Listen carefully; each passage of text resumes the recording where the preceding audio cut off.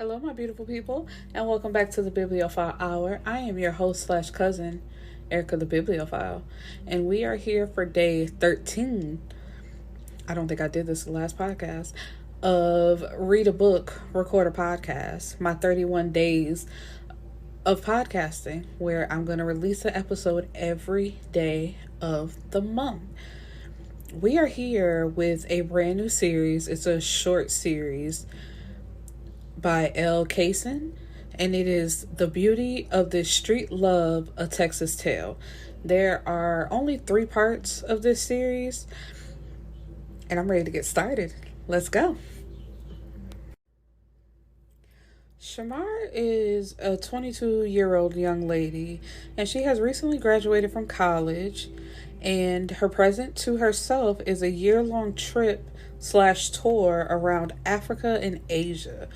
But before she goes, she wants to visit her half-brother, Tavi. They share the same dad, who is 17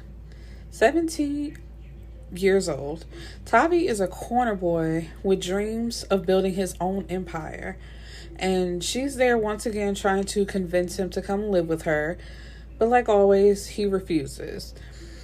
And while they're having this conversation / argument, because Tavi is not having it, he's like, I'm grown, I'm in the trap, I'm doing what I gotta do, leave me alone. His door is kicked in, and Tripp, Kinsey, with 2 of his bodyguards / goons, walk in, and they're pointing guns at Tavi. And Tavi pushes Shamar behind him. Like, my sister ain't got nothing to do with this. Don't worry about it. Tripp is there because Tavi stole some bricks from one of their traps, and he's there to get them back. And when Tavi acts as if he doesn't know what Tripp is talking about, Tripp takes Shamar. Tavi tries to fight, but one of the guys knocks him out and I think they went across his face with a gun.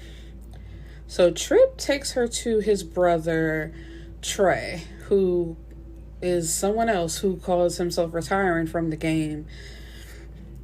And there's 4 brothers and 1 younger sister. So it's a family business that they all play a part in.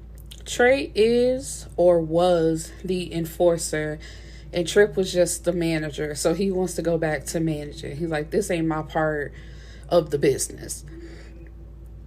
Tre and Shamar, of course it starts off rocky because Tre is woken up from a phone call from Tripp telling him, I left you a surprise in your living room.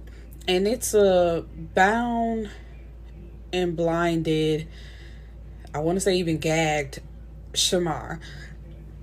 And he's like, what are you doing in here? And he finds out that her brother is involved. So it's just real rocky. And he calls her brother stupid. And she's like, he wasn't too stupid. He managed to get inside of your warehouse and steal whatever you guys want back. And he puts his gun up to her neck, telling her, don't talk about my family ever. And, of course, this scares her because she's not about that life. She don't know nothing that's going on. Then he unties her because Shamar is supposed to be this thick. I guess they're trying to give off the illusion of her being plus size, but the only thing they emphasize of her being big is her chest and her butt and like her thighs. And I'm just like, that's not a big girl. Because when Tripp sees her first, he's like, she's not my type, but she looked good. And, I know who likes girls like her, my brother, because he likes them more skinny. Excuse me. And so, he tries to make her feel welcome because it's just like, okay, I got to hold you till my brother's calling in, but you do look kind of good, so let me make the best of it. So, yeah, he offers her food. She refuses. But he does let her take a bath where he finds her crying because it's just like she's been in there for too long. And he's like, what's the problem? She's like, what's the problem? Why am I crying? Like, what do you mean? I may be raped and killed. My brother might already be dead. I don't know what's going on. I just want to go home. He pulls her out of the tub and like sits her on his lap and tells her he won't let anything happen to her and her brother is all right. Cyn is Shamar's best friend, and she's supposed to be dropping Shamar off at the airport. So she's very surprised when she pulls up to Shamar's house and she doesn't see her car and she doesn't hear anything from her. So she calls Tavi, who answers quickly. And, she tells him, I'm here to pick up Shay, but she ain't here. And he says, I know. So she calms down thinking, oh, she's with her brother. And she says, tell that heifer to come back so we can go. Had me all nervous. And he tells her, Cyn, she's not here either. The Kinseys got her. And this makes her fall to her knees because everybody knows how much of a dangerous family they are.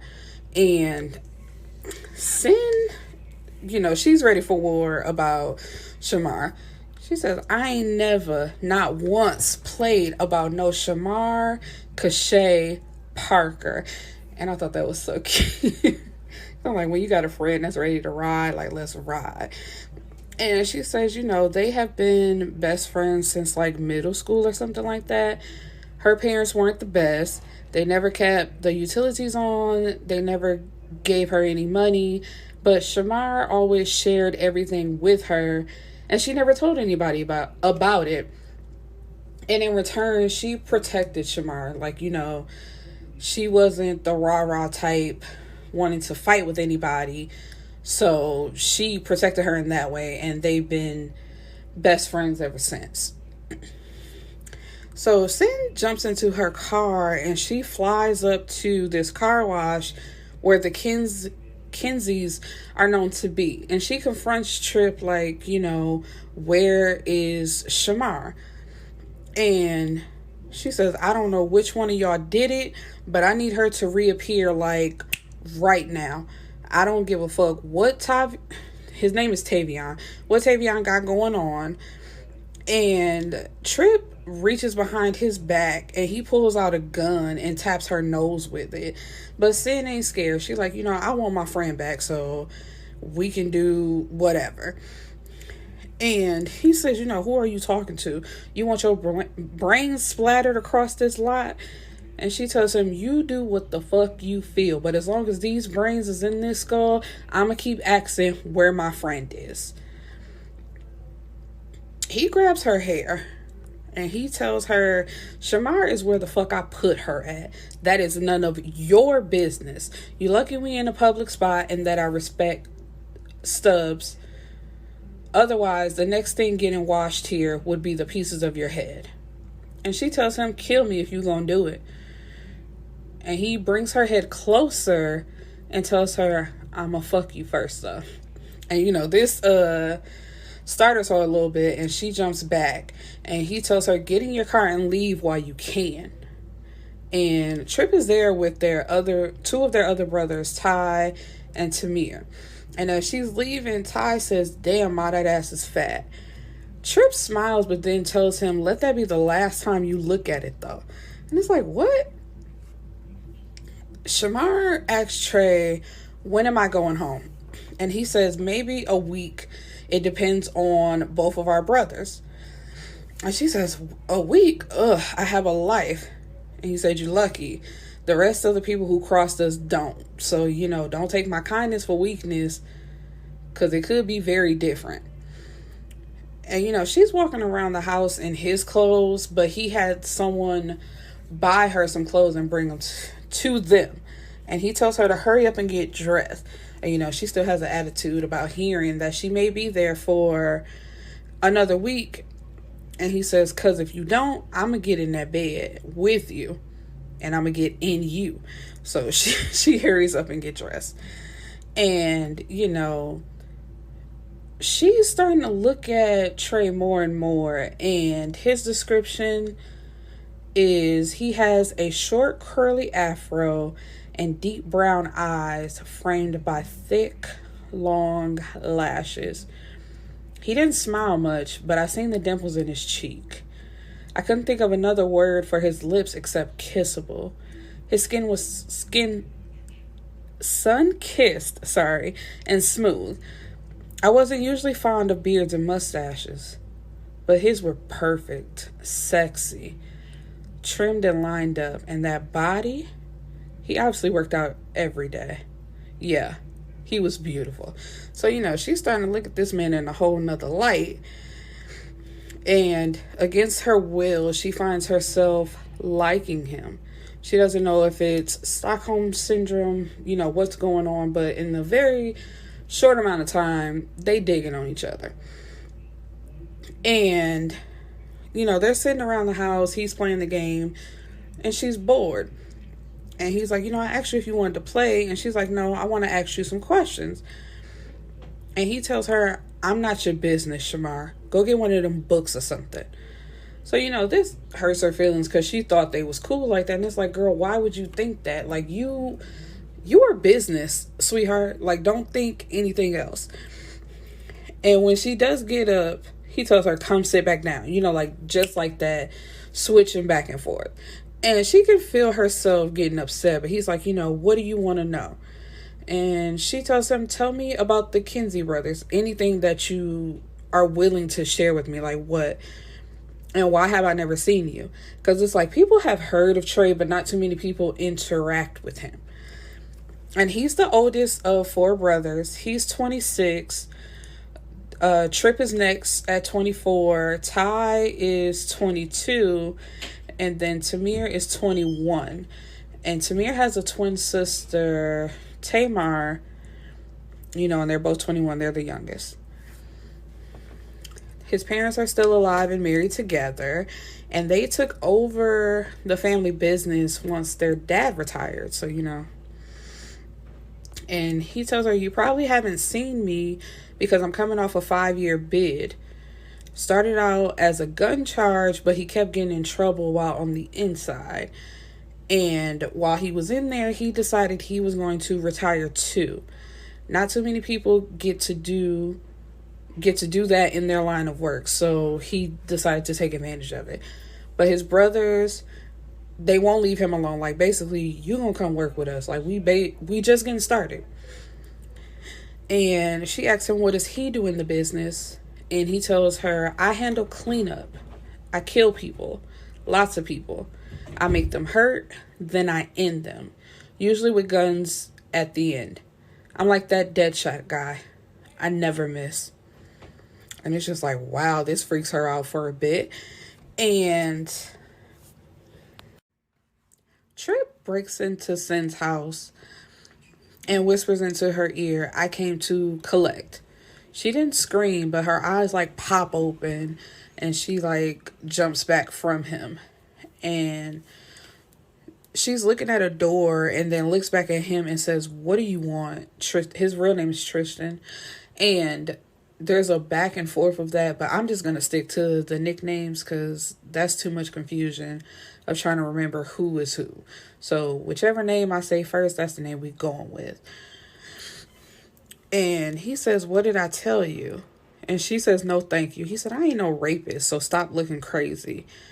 And she keeps looking at the door. So he says, you got a nigga in there? Because I can go in there and tell him that it's over.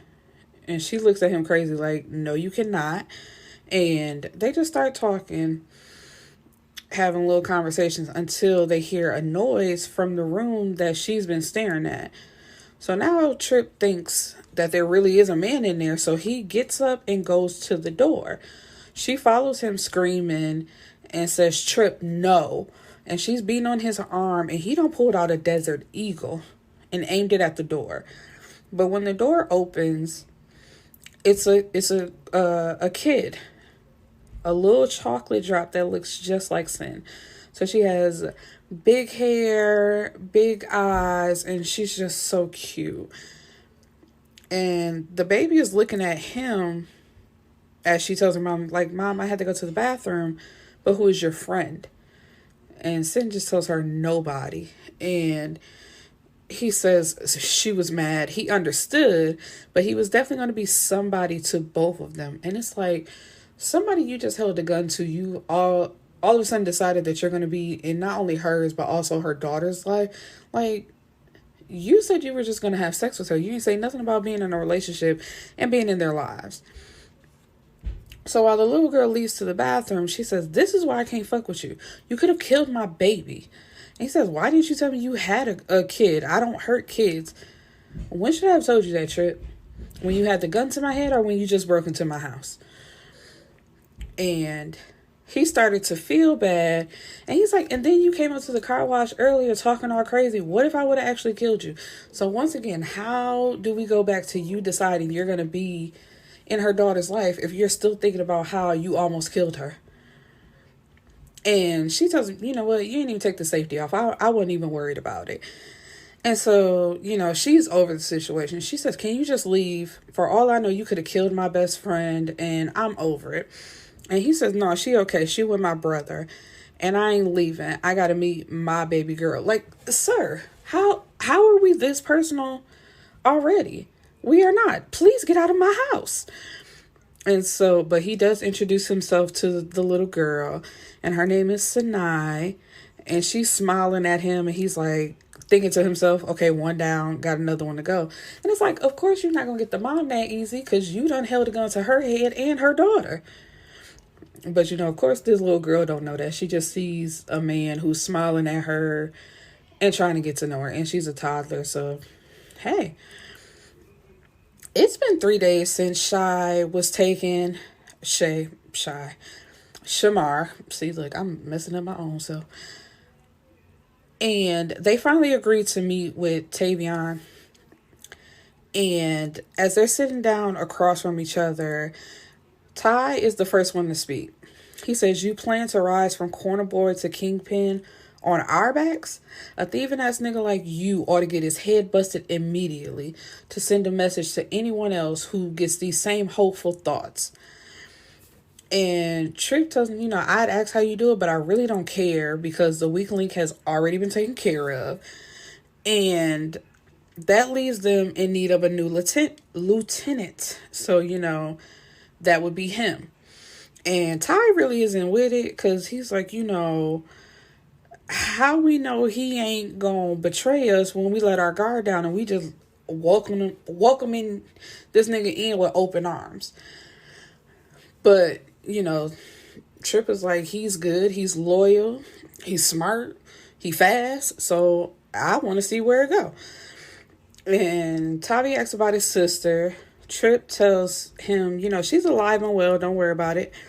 We told you she all right, that's all that matters. And Tamir tells him she's with our older brother. And like I said, everybody knows about Tre. And Tavi is like, Tre out of jail? You sent my sister to a psychopath? And Tripp tells him he don't fuck with women like that unless they need to. And he ain't no psychopath. All of them doctors finally agree. That reminds me, what is that? It's like a movie or something where it's like, I'm not crazy. I was tested. Like, I'm not crazy. All the doctors said so.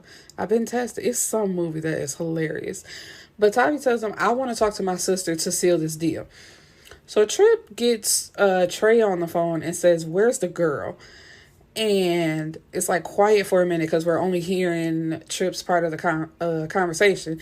And he says, nigga, I brought her to you. Now I need your permission to talk to her. Ain't nobody gonna upset her. Her brother wants to talk to her. So Tavi gets on the phone thinking that it's Shamar, but it's still Tre. And he tells him, you get her caught up in some stuff like this again, and I'll be the one busting in your door. And I'm going to separate your head from your shoulders. So basically, take good care of her. And they talk to each other, and he's like, you all right? She's like, I'm good. I'm just ready to come home. And this is when Tre takes the phone and hangs it up because he's like, enough of this conversation. And Tripp calls his name because, they shook hands and they're about to be done. And he says, I was wondering your motive for trying to come up so quickly. I did a little checking. And he nods towards the door, and the door opens, and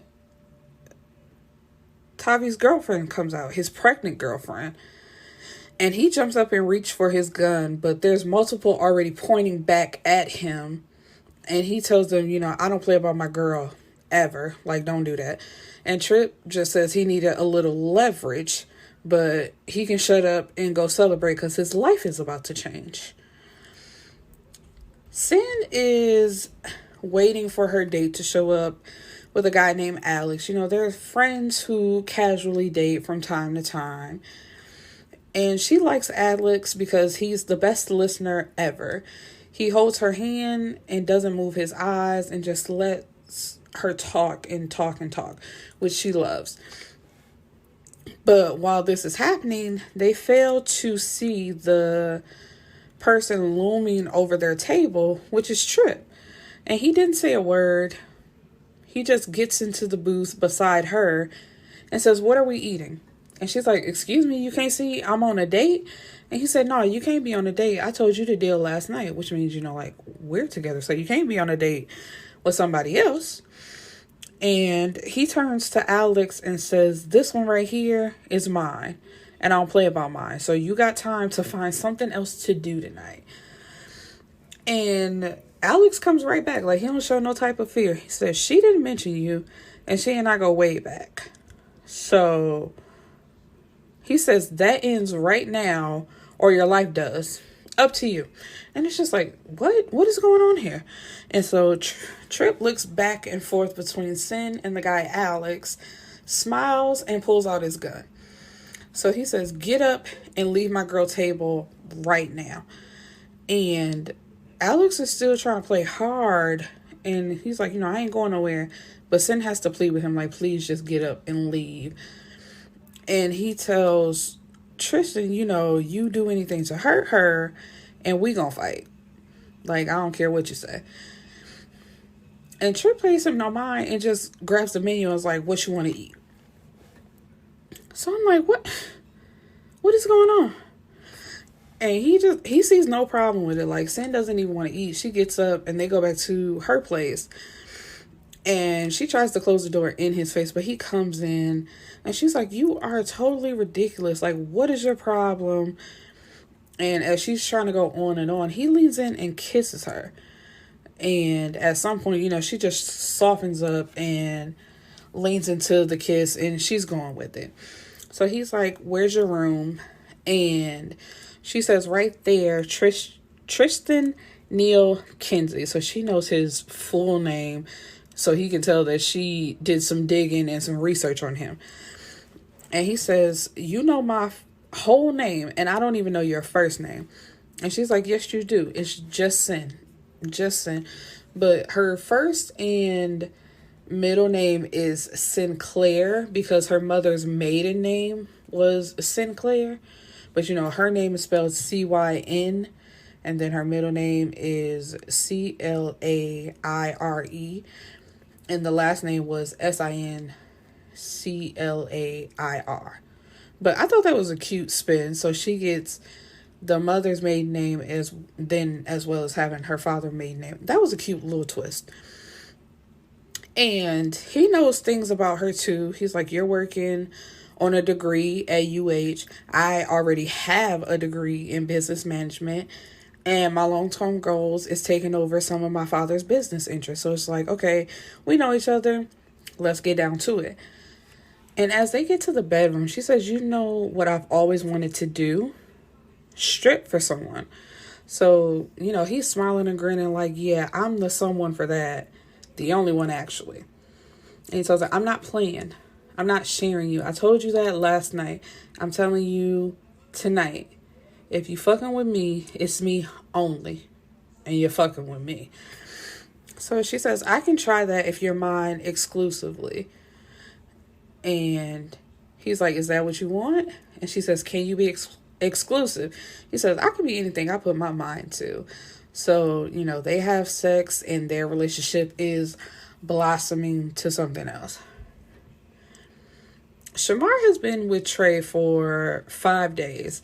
Tripp called actually a few days ago to say that he can bring her back, but Tre just doesn't want to. He's getting attached to Shamar. But he goes to her and tells her to grab a duffel bag and pack some clothes. And she says, "Why? I'm not going anywhere." And he tells her, I'm going to take you somewhere, then I'll take you home. And, like, she kind of got scared. And he's like, what you scared for? Didn't I tell you that I wasn't going to let anything happen to you? So why are you acting like you don't trust me even after I told you that? And she hugs him and she says, I'm sorry, I didn't mean to offend you. I do trust you to keep me safe. So their first stop is a resort where, he treats her to a spa day where she gets anything she likes done. And they're still bonding. But then when they kiss and it's about to go a little further, or I think they're about to kiss. No, they did kiss. Sorry. And he gets a phone call. And then he tells her, put some clothes on. And she's like, no, I'm actually kind of sleepy. And he says, man, I ain't got time for that. Go put some clothes on and let's go. Like, we gotta go. That was Tripp on the phone. And somebody had busted into one of their traps and started shooting, and they took some stuff. Tamir was in there counting, and he had gotten shot. And they left a message saying that they were coming back. So that's why they had to rush out the door, because he has to go check on his brother. So they find his family in the waiting room, and his mom just collapses into him crying, and this upsets him. And he goes over to his brothers, who update him on Tamir's condition. And he's been in surgery for a couple hours, and doctors tried to remove the bullet close to his spine.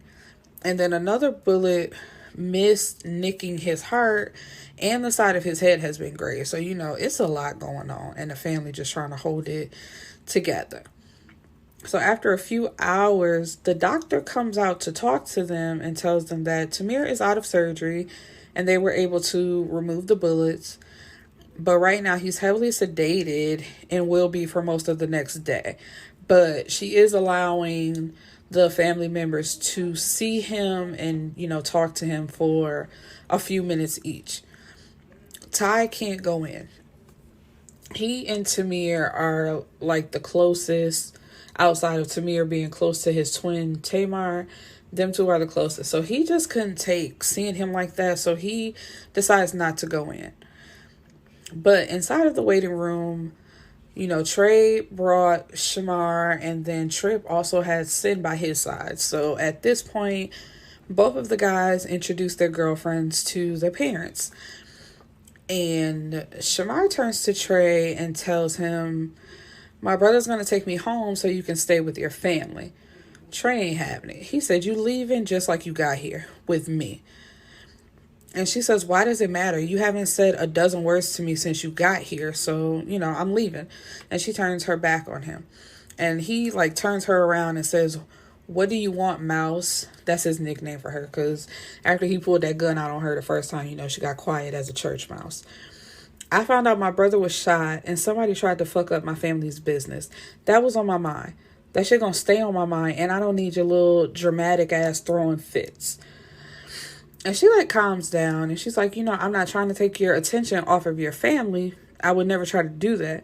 But when you yank me up and just say, let's go, you can tell me what's going on. So I'm not just sitting here not knowing what's going on. So he nods his head in agreement. And his brothers start to clown on him. And when Tripp starts talking, Shamar hides behind Tre because, of course, she's a little scared of Tripp. And this upsets Tre, and he goes over and punches Tripp in his jaw. So this starts a fight. And Shamar and Cyn are standing next to each other, and Tripp goes over that way. And Shamar just gets nervous. And Tre is like, you scared of him? And she's like, he broke into my brother's house, pointed a gun at us, and made someone grab me and drug me. He kidnapped me. So, yeah, I'm not a fan of this man. And, Tre is about to go off, but Tripp interjects, and he's like, I'm sure you know how the game goes, so I ain't finna say I'm sorry. But the sad part is, I don't think she does. So it's just what are we supposed to do with this information? She don't know how the game go. So what now? She just got to get over it, which basically she does. But she says, your brother is my partner and you're with my brother. And my girl is your best friend. So, we all intertwined either way it go. I'm going to protect you. I'm going to protect your life with mine. You ain't got no reason to be scared of me. Understand? So it's like after a few beats, she holds out her hand for him to shake and everything is all good. And he tells her, you gonna see I'm a cool guy. Just ask your girl. I got her nose wide open. And I I thought that was so funny. It's just like, we family, baby. That was just a little misunderstanding. It's all good now. And, basically you just gonna have to get with it or get lost. And she got with it. Ever been listening to your favorite podcast and think, hey, I want to start my own? Then you need Anchor. It's the easiest way to make a podcast. Let me explain. First, everyone's favorite word, free. There's creation tools that allow you to record and edit your podcast right from your phone or computer. Anchor will distribute your podcast for you so it can be heard on Spotify, Apple Podcasts, and many more. You can even make money from your podcast with no minimum listenership. It's everything you need to make a podcast in one place. Download the free Anchor app or go to anchor.fm to get started. Tre takes Shamar's virginity, and when they're about to have sex for the second time, his phone rings and, he has to go. And Shamar can't believe she's just like, you're leaving? And his thought process is this is going to happen a lot. He's going to get calls on his business phone and he got to jump up and leave. And if she's going to be with him, and she definitely is, she's going to have to get used to it. But she tells him, don't come back. I'll be gone. And he tells her, I'll be back and I'll find you always. And she doesn't respond to that. But they found the guys that shot Tamir, and as his part in the business is to torture and get answers. So that's basically what he does. Because there's some graphic stuff in here and I just don't want to describe it. But one of his things is he has a habit of telling stories as he's about to murder people. So he's talking to them as he's killing them. And it was just kind of creepy. And while Shamar and Cyn are out shopping, they get a call from the guy's mom, and she wants to sit down and talk to them. And they plan to have a light dinner. The dinner is basically her explaining, you got to be strong to deal with them, not only my sons, but also what they do. So it's just like, if you don't see yourself being with them and loving them, this is the perfect time to back up and back away. But she has a special message for Shamar, and she says, if you're going to be with him, you have to be able to deal with the dark. And the dark is just a place he goes to while he's committing these moments of torture and killing people. And he takes that on so his brothers don't have to. And yes, they take advantage of that, but that's just who he is. So, that's something that you have to deal with. And after the dinner, Tripp texts Cyn, but Shamar doesn't hear anything. And she tries to call him, but he rejects her phone call 5 times in a row. And he feels bad about that, but he's just in no shape to be around her.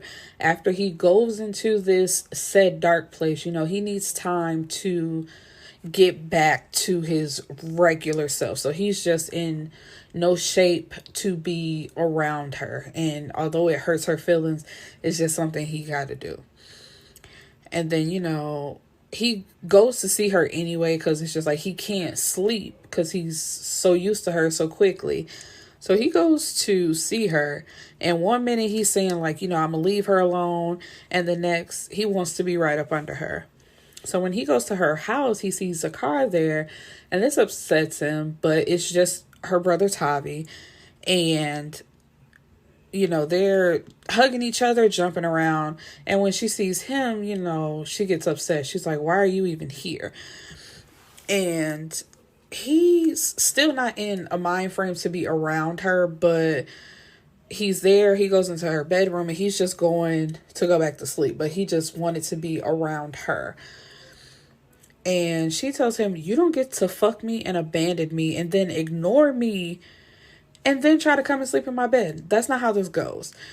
And he's like, that's not what happened, but whatever. And she tells him, you need to get out because I'm not going to be here. Tavi bought her another trip since it was his fault that she missed the last one. And he says, Tripp, you want a reimbursement? I'll take you anywhere you want to go. But right now, that ain't going to happen. And she tells him, this is Africa and Asia, and I'm going to be gone for a year. So, you know what? You can stay here. You can do what you got to do, but I'm leaving. And he tells her, you really think you leaving for a year? Have you lost your mind? You think I'm going to stay here for somebody who can fuck me and toss me to the side without a thought? Have you lost your mind? And he's like, you know that's not what happened. You know I had to go on business. That is not what happened. And she's just feeling away. She's like, Tripp text Cyn. And he went to go check on her. But you rejected my calls. I shared myself with you and it meant nothing to you. And he tells her, I swear that's not how it went. It meant a lot to me. But last night, when I was done, I had to get my mind right. I just couldn't be around you. And he says, I still don't feel right now, but I can't sleep without your big head ass. So here I am.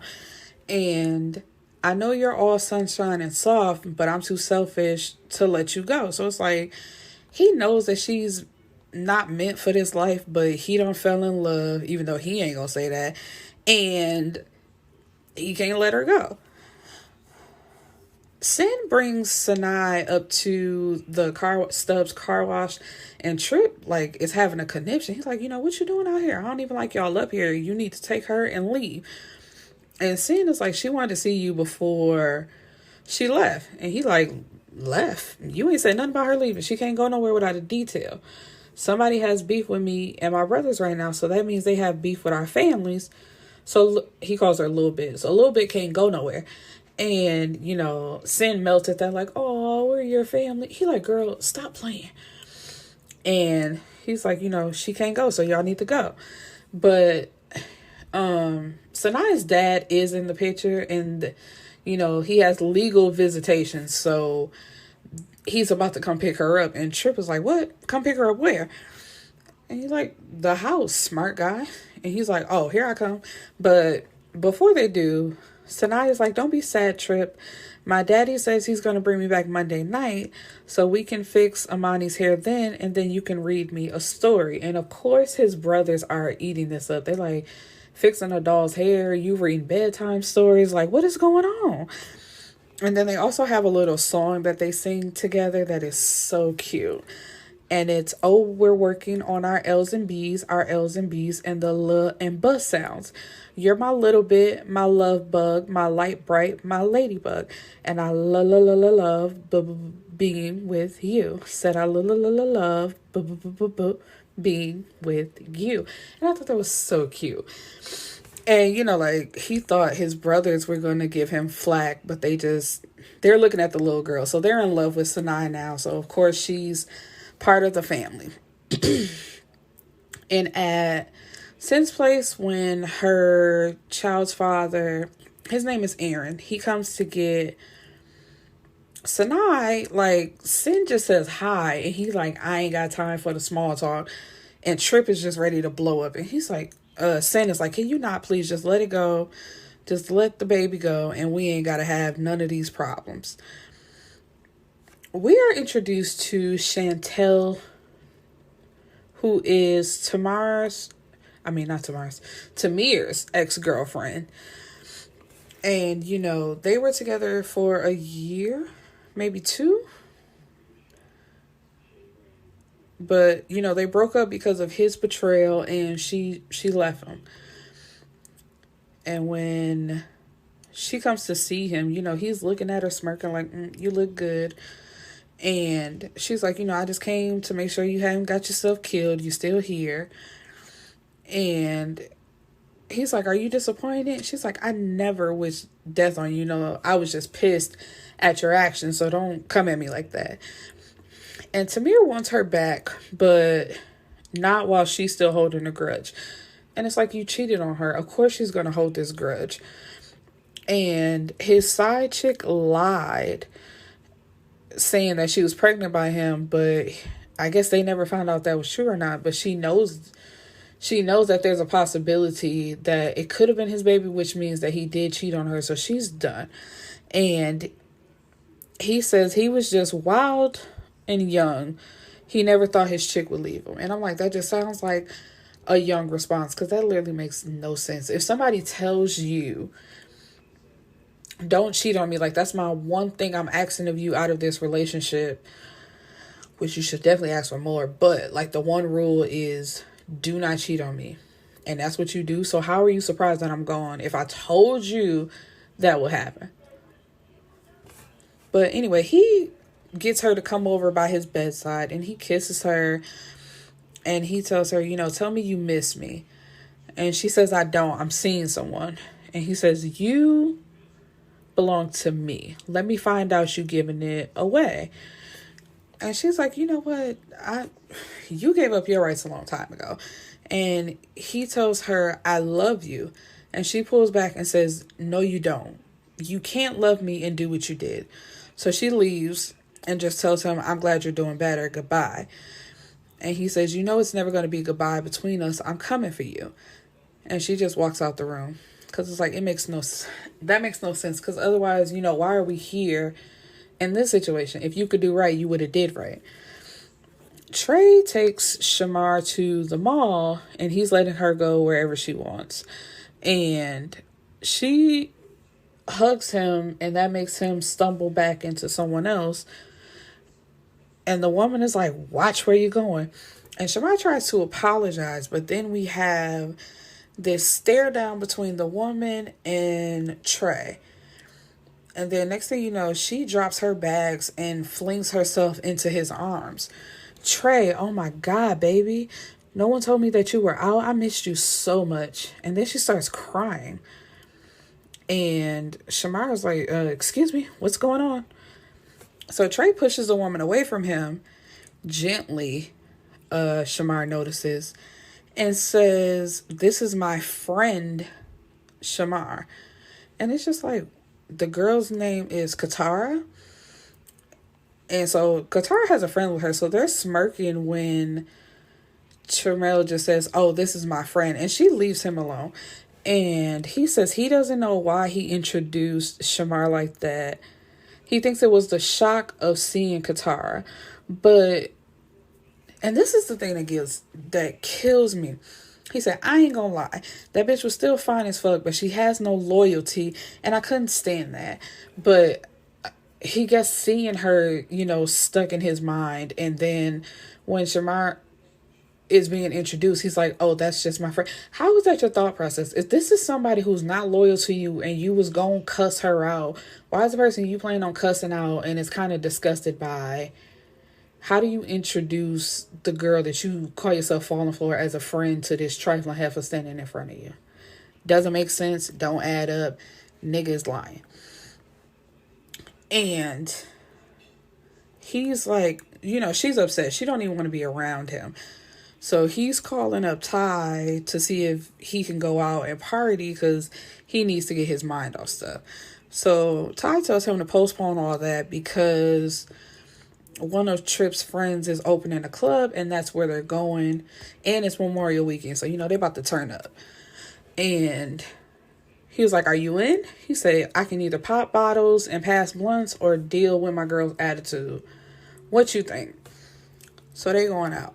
So the moment that Tripp leaves from Cyn's house, she's on the phone with Shamar because she's like, I don't know what this nigga think. I'm not finna be sitting up in the house while he out partying. We gonna go party too. I think she didn't have intentions of going to the same place, but it's just like, we going out too. And they end up at the same spot. But she calls Shay first and Shay picks up crying. So Cyn is like, I'm on my way. Don't even worry about it. And she says, I don't give a damn if Tre is there or not. His ass could get tag team today and I'll be waiting on Tripp too. And she said, where are we? When she gets there, Shamar tells her to call Devin because they have another friend. It's a trio of them. So it's Cyn, Shamar, and Devin. Shamar says, call Devin. Let me tell you what this bitch ass nigga did. So, our girl is hyped. She running down the story. And Cyn is like, she ready to fight the whole family. Because she knows if she fight Tre, she got to fight all the siblings. And she ready to fight Katara and whoever the little dusty broad is that Katara had with her. And Cyn says, you know what? You're not going out like this. You're not just gonna sit in the house while he out partying. We finna get dressed and we gonna go out. So that's what they do. Cyn gets her dressed in some real tight clothes. She put a sewing in her hair. She got makeup on, contacts. She got heels on. She just looking real good. And it's just like, this gonna put him in his place. He think he gonna play me to the side? Oh no, baby. I got a trick for that ass. And so while Tre is in the club with his brothers, they have their own little booth in a section. They pause when the DJ announces Cyn, because Cyn has a popular Instagram page that she's known around the city for like shouting out the hot spots, so people want to hear from her. So when they hear Cyn and they see her walk on the stage, Tre is like, so where's Shamar at?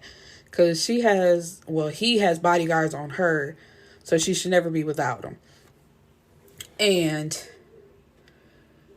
like when he sees her, his mouth just drops open and he can't believe that she's looking like that.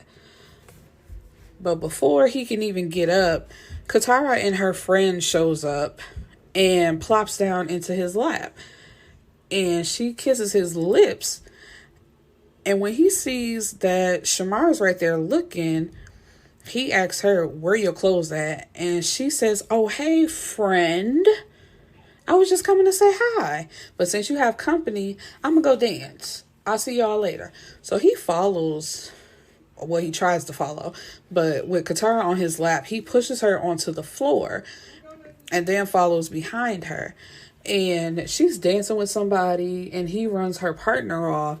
And she says, you getting kisses? Why you trying to ruin all my fun? And this starts a fight between him. Basically, him trying to send her home and she not having none of it. And then she's approached by a guy while she's waiting outside the bathroom for Cyn, and he's whispering close to her face, there's a bounty on the Kinsey brothers' head. I'm going to make a lot of money bringing them down. And I know I can get to Tre by using you. I have a gun with me, so don't try anything crazy. If you scream or run when I move, I'll kill you right here. Do you understand? She nods her head and she follows him outside to his car. And when they get in the car, she starts to fight him. He slaps her across the face twice. But, she just won't stop fighting because she's like, if she stops fighting, it could end right here. And she digs her nails into his eyes and starts screaming. And after that, he starts choking her. So when Cyn comes out the bathroom, Tre is watching her and he sees her looking around, so he knows that something's wrong. So they get outside and that's when Tre gets a call. And, when they get to her, they can see that there's a guy on the ground with blood pouring from his knees. And her lip is bleeding and swollen. Her top was torn and her throat had fingerprints around it. So Tre, he turns cold. He's like, tell me what happened. And she runs down the story and he's like, you know what? Okay, cool. Y'all go back to the house. I got to go handle this. And she's like, no, please don't leave me. He's like, baby, I'll be back. But right now, I got to go. So we get graphic detail of how he tortures this guy and just real nasty. And it's just like, what? But when he comes back to the house, he grabs her up and takes her back to his room. And he's like, I just need to be close to you. And she tells him, I can see myself falling in love with you. And I'm glad you always come back to me. So it's now 4 weeks later. So we're a month later into this situation with everybody. And Shamar is ready to work. But Tre is like, I provide for you. Why you so worried about working? Just relax. And she's like, I want to use my degree and I want to travel. And, he tired of hearing about traveling. And he's like, we'll travel. I'm just tied down right now. And you can use your degree volunteering or something. And she's like, no, I did not spend years in college to not use my degree. And her parents pop up. And she is not happy. She can't stand her mama. And her mama, like when she opens the door, she says, do you know how hot it is out here? I was just telling Jonathan how oblivious you are to anyone else's feelings. And she's just talking. And Jonathan is her stepfather, who is a really nice guy. And he really don't pay his wife any attention until she just says something outrageous. And her mom comes in the house and says, for God's sakes, look at you. With your weight problems, you can't go around looking so slovenly.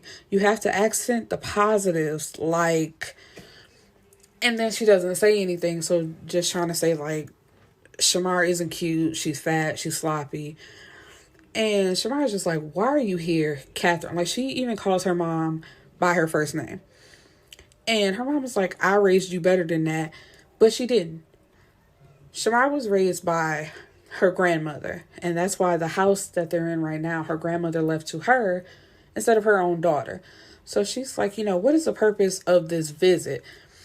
Catherine says, I came to check on you. I'll leave you alone for a few weeks. And I hear that you've taken up with the wrong sort. And I know that that's Tavion's influence. And I'm like, she's 22 and he's 17. What influence does he have over her? And she calls him an unrepenting thug. And Shamar tells her, don't talk about my brother like that. Our reputation is too stellar for you to be dealing with the dregs of society. When word of this starts to spread among my friends, and I'm just like, that's all you worried about? Is your friends talking about this? And if that's your main concern, those are not your friends then. And how old are you to be having these thoughts? Lady, what? That makes no sense. But Shamar says, first of all, you have no friends. Second of all, who even knows I'm your daughter? You work too hard to hide that fact. So who knows that I'm your daughter to know who I'm hanging out with, to know that that's a problem? But anyway, Tre comes downstairs. He got on a wife beater and basketball shorts. He don't put his golds in his mouth. And Shamar just knows he's about to aggravate her mama on purpose, and he done heard the conversation. But Jonathan recognizes Tremell. He's like, Tremell. But he's like, your last name wouldn't happen to be Kinsey, is it? And Tre is like, why? And he's like, I guess taught a class, and I remember a Tremell Kinsey being brilliant, intelligent. He was the most prepared person in the class. I know you, you're great.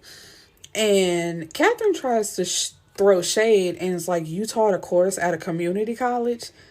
And her husband is like, Rice.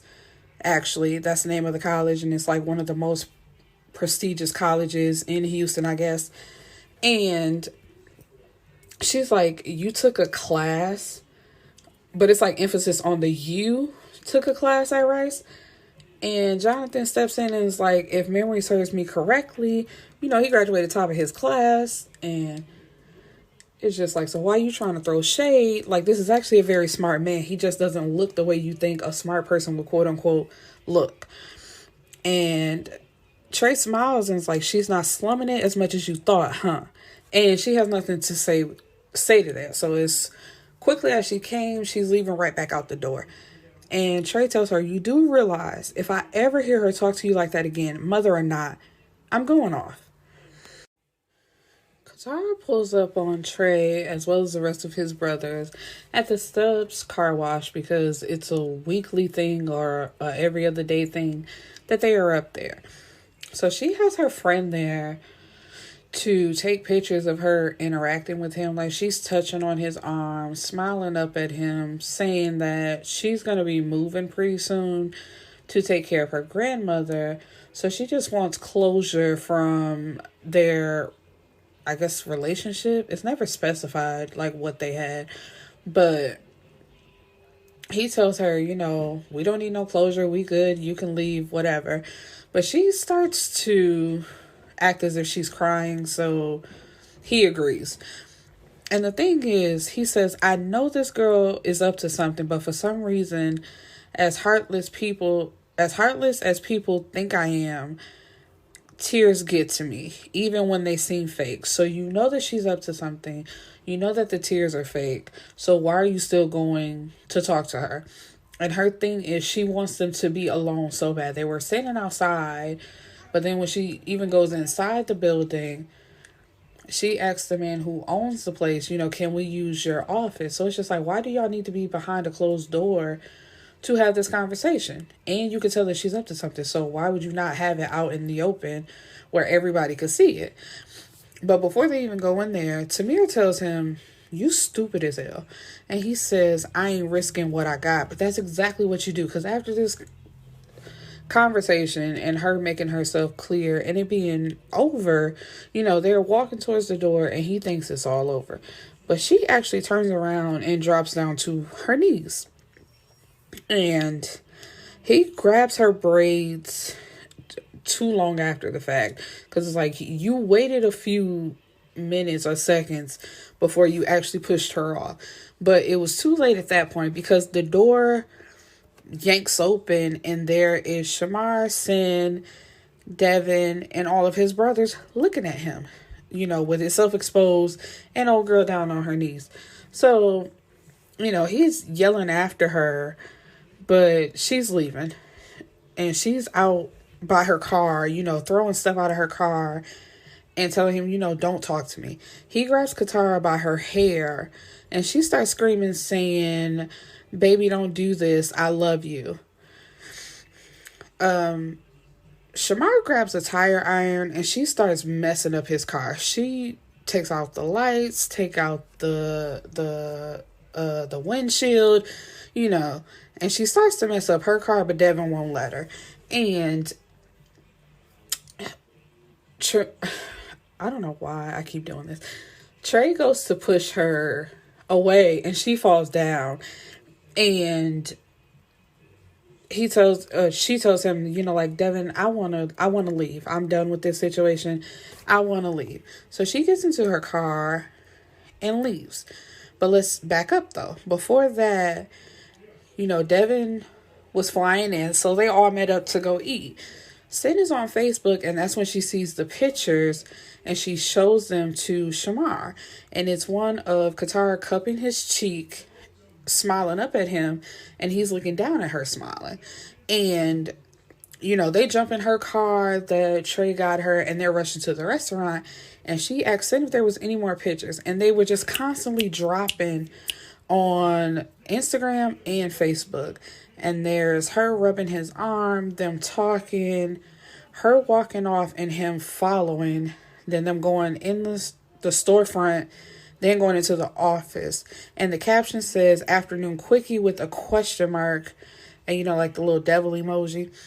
And this is so crazy because it's just like she goes to the they pull up to the car wash and Tavi is there and he tells her it ain't what it looks like. And she tells him, you are still my brother. My fucking blood brother.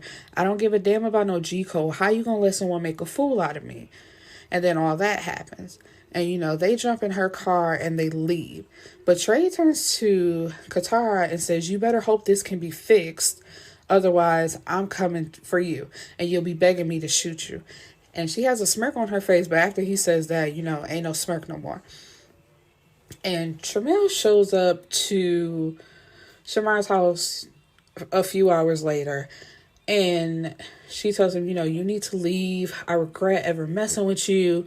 So he hops up putting on his clothes and he's like, okay, cool. I'm gonna find somebody that don't regret me being in a bed. But before he leaves, there's a wrapped gift and it has his name on it. So he's like, what's this? And she jumps up like, no, give me that. I don't want you to have it anymore. And he's like, oh no, I like opening gifts and it's made out to me, so I'm gonna open it. It's under layers of blue and pink tissue. She has a little pair of Jordans and a card of a positive